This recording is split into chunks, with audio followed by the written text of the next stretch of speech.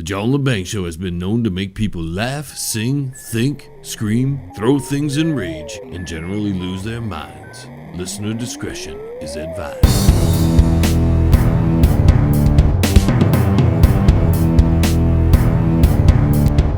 Well, everybody, welcome the one and only, the Dean from the Dark Clouds.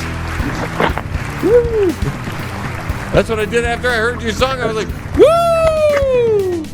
I had to change my drawers after hearing that. So you're a Mad Max fan? Yes, I am. Where the hell did you get all those cars and everything? Hey, Facebook. Really? Yeah.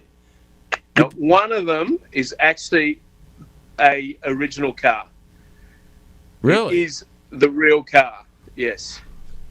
So who came up with the whole concept of doing the Mad Max thing? It's been a plan for the band for a long, long time.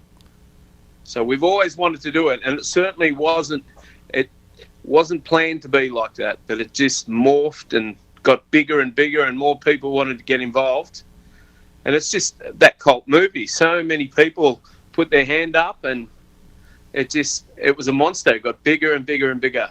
The idea was always there. So Terry and I, so Monster and I had always planned to write a song about Mad Max, but we could never find the right song. The lyrics we knew wouldn't be a problem, but we could never find the right song. And then one day he just said, "I've got it." And he played it, and I went, "That's the one." And it came together. You know the story. You know when they come together in 10 minutes? That's amazing. Yeah. And, you know, I'm sad to say that it's not about me. I thought it was about me for a minute there. Well, the funny thing is that chorus was the only thing I couldn't come up with. I kept going, I've got to come up with something there that's really, really simple. And then, that scene where Johnny the boy has done it again. So, it could be you. It could be you. And how long did it take you guys to film all that? Look, we had to cover a lot of distance, so I'm not sure if you know the geography of Australia, but we had to travel down to the original site. Like, we were very anal about all of this, where that filming is actually one of the locations in the first opening scenes, even down to Vince Gill, the actor, the Knight Rider himself. He is the guy against the pole, and that pole is actually featured in the movie. You know, where Max has got his car parked. So we had to travel a lot to get that done. And then just the logistics of trying to get all the band together, it took a long time. I see you used a drone, right, as well? Yeah. No. It wasn't a drone. It was a helicopter. The most expensive film clip ever made. We're aspiring to that November rain, you know? That's awesome. So when you were doing the driving clips, was the camera like on another car, were you trailing a car, or was that some kind of flying device? That helicopter. That's right. Yeah, George Lucas was there. Yeah. This time you have gone too far. There were the guys that filmed it had a couple of special little tools, some great little cameras. A lot of it was GoPro mounted on. If you look at it again, you'll actually see on the black car there's a GoPro sitting on the bonnet, and one of the other cars, the original car where the two other guys are in the car, there's a GoPro mounted to the side. So there's a lot of GoPro stuff there. Yeah. And the song itself, bro, I mean, it's just, you know, I really like Lilac Dress, but this one, I mean, it's a boom, and I was just like, woo! When it was just done, I couldn't believe how great this tune is, man. Yeah, it's a bit more in your face, but I'm very, very happy with the way it turned out. I couldn't be happier. Now, is this a prequel to an album, or are you just doing singles at a time? What's kind of the plan behind this? Look, we we recorded 4 songs, and our aim was to go in this time and just record 4 at a time, and then put it together. So we're definitely hoping to have an album. I would say, you know what it's like. You want a 12, 15 maybe to choose from, and then see how it goes. But yeah, we're certainly hoping to put an album together soon, and we're recording again mid-December. So hoping to put another 4 songs together. That's awesome. And to get back to the video, you mentioned that the guy by the pole there was in the actual movie. He's the guy driving, right? In the actual movie? Yeah. I'm the Night Rider. I'm a fuel-injected suicide machine. I'm a rocker. I'm a roller. I'm a controller. I'm the Night Rider, baby. And we ain't never coming back. Yeah, he's Vince Gill. He is the Night Rider. So we got to spend the whole day, whole evening with him, and it was amazing. He is the Night Rider. He's incredible. Now, how'd you make that come about? Look, again, the power of Facebook. It was a big coincidence that somebody at a show had seen us the very first night we played that song live.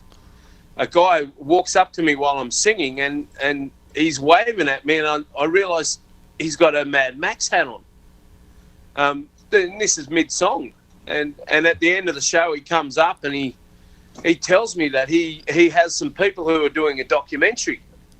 And one thing led to another, and I spoke to the director, and then I spoke to the car owners, and it just snowballed and snowballed. So, yeah. That's just incredible. And the whole thing looks so well done from front to back. I mean, the part where and introduce kind of the band, because that's all the band members playing different parts in the video, right? Yeah, the drummer's not there. So the drummer who recorded it isn't there. The 2 guys in the car, so that's the bass player, the 2 band members. One's the bass player, the other guy's the actual owner, so that's Daryl, the owner of the original car. Now, on the day, on the 2 big shoots we had, we just couldn't get everyone there. Financially, work-wise, we just couldn't do it. So, unfortunately, the drummer's not in the clip. Yes. Well, interesting. Now, the person that was in the trunk, that's just is that a friend of yours, or? So that's rhythm guitarist. That's Jay. And you stuffed him back there because who needs a rhythm guitarist, right? We'd like to say that, but no. Logistics. That had to be a 3rd shoot. So how could we cut him in? And the masterful, director, so Richard Lewis, thought, I'll fix it. I know how we'll make a story out of it. So, yeah, it was difficult to get everyone in the one spot. So we came up with that concept, and it made it. It worked together. It made the clip better, I think, by making the storyline.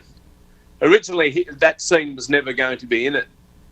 So I'm quite happy it ended up that way. No, it's great. And, I can't congratulate you enough. I mean, it's just an excellent song. The video, it just tops. I mean, it's one of the best, the videos that come. I mean, it's a rock and roll song and a rock and roll video all in one. You don't get that stuff nowadays. You get all this cheap, crappy, fake stuff, and you guys, and then you go and get a classic movie on top of it, and you say, what the hell? Frick it all, let's do it, and the hell with it. I am the Night Rider.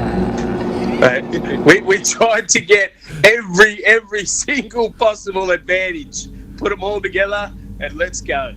I'll be honest, you guys are one of my favorite bands right now, and I pump you guys a lot, and we're going to be playing this song for weeks on end on the show here, and with what's coming up for you guys in the near future, following up this video, what are you guys planning on doing here in the near future coming into 2018? Well, we certainly hope to piggyback on the back of this. The timing, everything was to try and get momentum. We've been very, very lucky musically to have really great Australian bands who have put us on the bill and have helped us. But it's almost time to, pull your own weight. So we thought that if we could get this out there and it'd be appealing enough to the masses that we could actually start going out and pulling a decent crowd up and down the east coast of Australia. So our big goal is to really, really start getting out there and playing more shows away from where we live, basically. And in this modern day, that means everybody works. So Friday, Saturday, Sunday is the best we could achieve. And in Australia, big country, so it's a lot of distance to carry on those to cover on those 3 days. That's the plan. Yep, and I'm familiar with touring myself and having to work a day job and then having to just go out on the weekends. It's you work the day job and it's just to make sure you can pay for everything so you can do what you love, and that's rocking everybody's face off. At our age, a lot of people play golf. A lot of people, I don't know, play cards. We'll just play rock and roll. And that's all you can do, man. And just rock and roll and keep going. And I mean, I wish you all the best. Is there any last things you want to tell my listeners? I mean, they're listening to you right now. They love your music. I'm always being requested Dark Clouds. People were bugging me. When's new Dark Clouds coming out? I mean, I was honored that you contacted me and said, hey, man, we're going to throw you one of the first copies here. And so any last words before we get out of here? Besides the fans, my last words are thank you. It's awesome, mate. Someone who knows what they're talking about and to show interest, you can't ask for more than that. Absolutely. The second one is, I don't know how relevant it is or if it's a coincidence, but we have always had this very, very strong connection to the sounds that come out of Detroit. We always have. Ann Arbor, Detroit. Since we were 16, we're obsessed with a sort of underground music scene that came out of there. So that too tickles. It tickles that I'm talking to you. And, I don't know why, how, but, yeah, that genre, there's some amazing, amazing music. So, big, g'day to everyone out there, because there's the town I grew up in Wollongong, there's always musically been a strong connection to that city. And on the reverse, I've always loved Australian music, especially AC/DC. I mean, that's my favorite band of all time, right? I mean, my second favorite's the Dark Clouds, but we won't get into that. Doing this music show that I'm doing now, it's rekindling that same feeling I had when I was a kid, and I'm hearing all this great music from bands that are way over there on the other side of the world. And it was, I mean, I'll knock my microphone here, but at my age, I'm kind of rekindling all that. I mean, going through maybe I'm going through a midlife crisis, old guy here, gaining weight and everything. But Dean, it's been an honor to have you on the show, just to be one of the first guys to have a copy of your song and for you to send me the video before just about anybody else. I mean, I think there was like 12 or 15 views when I first viewed it. I was like, wow, I feel totally special here. So I can't thank you enough. I wish you guys all the best. If you guys ever had a chance to come out here, we'll stick you in my house here. You don't have to worry about anywhere to go. You just have to play a goddamn good gig. That's all you have to, that's all I want. And thank you so much, man. I really appreciate you coming on. And if there's anything I can do for you guys in the future, you just feel free to contact me. All right, brother? All right, mate. All right. You're fantastic. We love you, John. Thank you so much. The Dean from the Dark Clouds, everybody.